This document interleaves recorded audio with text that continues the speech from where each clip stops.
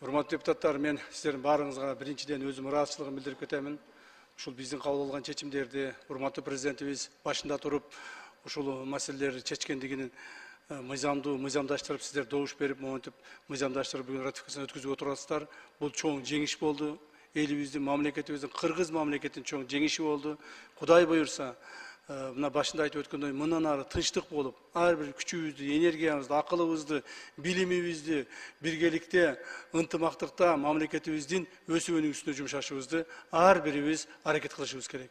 Урматтуу депутаттар, чынында бул чечимди алып келиш, ушул чечимге бүгүнкү күндө ушун келиш өтө кыйын болду.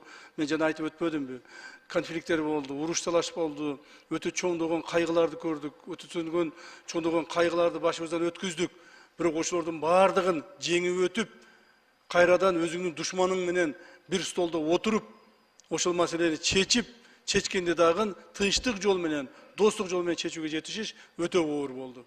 Жана ушуга биз сиздер менен кошо жетиштик. Ушул биздин иштеген маалыбызда колдоп турдуңуздар, кубаттап турдуңуздар бардыгыңыздар, түшүнүп турдуңуздар. Анча-мынча кетирген каталарыбыз болсо, бизге баяндап айтып турдуңуздар. Ошондуктан мен силерге ыраазычылык билдиремин.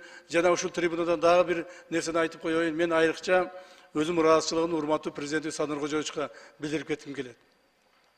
Мен ал кишиге ыраазычылыгымдын негизги маселеси, чын айтканда ушул ишти баштаганда башында ушул 4,5 жыл мурда келгенде эле айтты эле. Биз чек араны бүтүрүшүбүз керек. Биз мамлекетибиздин чынык эгеминдүүлүгүн колуна алып беришибиз керек деп. Бирок ошол ортодо канчалаган кайгылуу окуялар болуп кетти. Ошол маалда мен бир нече жолу президентибизге кайрылганмын. Урматтуу президентибиз, мен ушуну чече албайт окшоймун. Мен чечпей эле коеюн. Башка адамды коюңуз. Башка адам чечсин десем болбостон, жок. Өзүң чечесиң. Сен чечесиң, экөөбүз чечебиз. Жана экөөбүз гана чечүүгө мүмкүнчүлүгүбүз бар деп ошентип мени алдыга сүрөп отуруп, акыры мына биз ушуну жеңишке чечүү жеңишине жетиштик. Ошондуктан урматтуу президентибизге дагы мындан ары ушул мамлекеттик чоң чечимдерди кабыл алганда Алла Таалам туура жолду көрсөтсүн. Мындан ары мен эми бүт өмүрүмдөгү эң чоң, эң негизги маселени, мамлекеттик маселени чечүүгө ушунун башында туруп чечип бердик. Кудай буюрса, азыр эми президент бүгүн чыгарып туруп, бүгүн астакка кетирсе дагы ыраазы болуп кете беремин. Рахмат баарыңыздарга.